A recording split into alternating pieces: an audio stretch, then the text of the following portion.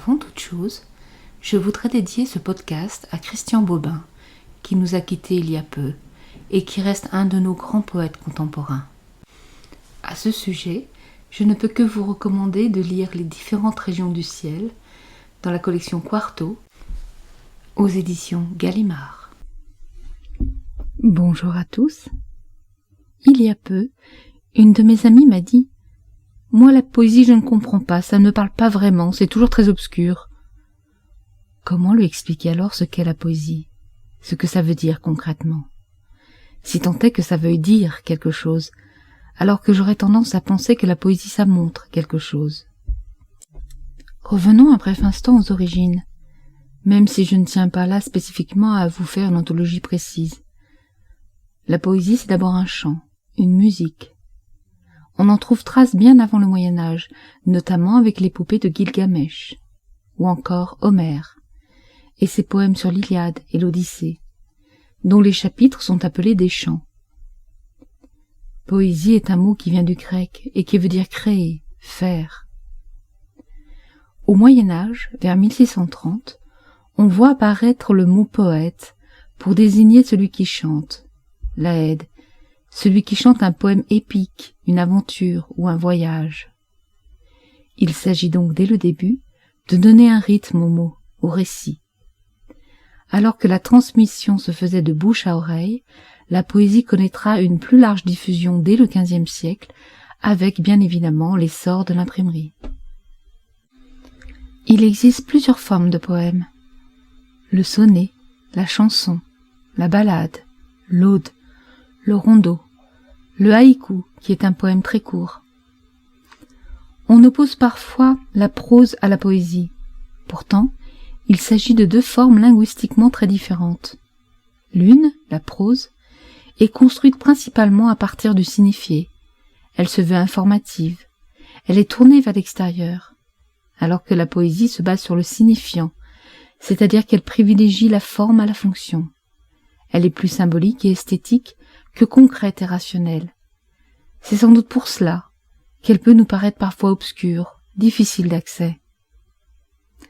Nous savons maintenant que les mots laissent parfois en nous une empreinte forte, pouvant totalement bouleverser nos dispositions psychologiques. La poésie va chercher dans notre cerveau des zones qu'on n'active que très rarement, les zones de sensibilité auxquelles nous n'avons pas toujours accès, ce qui ne veut pas forcément dire que nous ne sommes pas sensibles.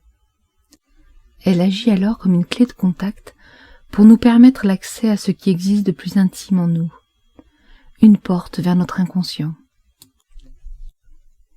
Il n'est pas toujours besoin que les choses nous parlent, tant qu'elles nous touchent, et c'est bien là une des vertus de la poésie, l'accès à notre sensibilité intime, à l'émotion qu'elle provoque en nous, et qui est propre à chacun. En ce sens, les poètes sont des passeurs d'émotions. Ils font appel à notre imaginaire, bien plus qu'à notre aptitude à la rationalité. On peut voir le poème comme une œuvre d'art, au même titre qu'un tableau ou une sculpture, mais dont seule la langue, le langage, serait la matière. Ainsi, le poète, avec sa matière, nous donne à contempler le monde avec un prisme différent. Il utilise la musique des mots et projette leur image sur la toile blanche de notre psyché. La poésie est un espace de liberté incroyable. Elle nous offre la possibilité de créer et de jouer avec les mots en les faisant rimer, en coupant les phrases en deux, en jouant avec leur sonorité. Les enfants sont très sensibles à la musicalité des mots. C'est d'ailleurs dans leur plus jeune âge qu'on leur fait apprendre des poésies qu'ils gardent parfois en mémoire toute leur vie. Vous souvenez-vous de vos poèmes appris à l'école? Une strophe de Jacques Prévert, par exemple? Un des poètes souvent lus et étudiés en classe. Comment expliquer alors que les adultes s'éloignent de cet émerveillement? Aujourd'hui, on sait qu'un adulte sur 100 lit de la poésie régulièrement. En grandissant, le monde du sensible s'éloigne de nous, et la poésie est là pour nous y ramener.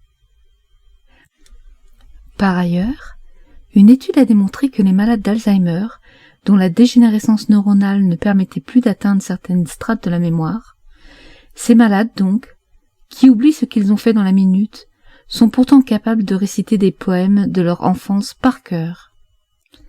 La méthode Vedder, qui nous vient des Pays-Bas, consiste à stimuler la mémoire des malades en faisant intervenir des acteurs de théâtre, leur lisant notamment de la poésie. Cette méthode a mis en exergue des points positifs, notamment sur la qualité de vie, la joie, la sociabilité et l'activation des zones de mémoire des malades. La poésie a donc bien une valeur thérapeutique très importante. La poésie est tout autour de nous et nous ne la voyons pas. Si je vous dis « Haribo, c'est beau la vie, pour les grands et les petits ». Il est fou, Afflelou, il est fou. Entremont, c'est autrement bon. Des pâtes, oui, mais des panzani. Les publicitaires le savent bien. Plus ça rime et plus on le retient. Tous ces slogans en sont la preuve. Puisque je suis bien certaine que vous les connaissez tous, c'est donc qu'ils ont marqué vos esprits. La poésie est partout, vous dis-je. Elle se cache dans le rap, comme dans le slam, comme dans le verlan. Ces formes de poésie que l'on dit urbaines. Nous le voyons. La poésie possède de multiples vertus, à commencer par celle qui nous offre de voir la vie avec plus de relief, plus de couleurs, plus de parfums, plus d'images. À chaque situation, nous pouvons trouver un poème qui dira mieux que nous ce que notre cœur sait déjà. Le lire s'avérera alors thérapeutique. Il soignera notre âme et éclairera nos chemins. Mais ne nous trompons pas. La poésie n'est pas réservée au monde de l'irréel. La poésie peut être violente ou politique. Elle évoque autant les larmes que la joie, et peut souvent s'avérer d'une immense consolation dans les chagrins les plus profonds. Comme lorsque l'on parle à un ami et qu'on a l'impression qu'il nous comprend. N'imaginons pas que la poésie soit réservée à une élite loin des préoccupations quotidiennes. Comme le dit si bien Sylvain Tesson, la poésie dit le monde. Elle s'adresse à tous, et nous pouvons tous y avoir accès. Il suffit simplement d'ouvrir un livre de poésie, de se laisser surprendre par la magie des mots, et de garder au cœur ce sentiment d'émerveillement.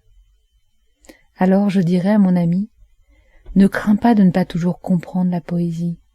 Laisse-la simplement te parler de toi, car la poésie ne démontre rien. Elle montre, tout simplement. Enfin, pour illustrer mon propos, je voudrais vous dire ces quelques vers. Les mots qui font vivre. Il y a des mots qui font vivre, et ce sont des mots innocents.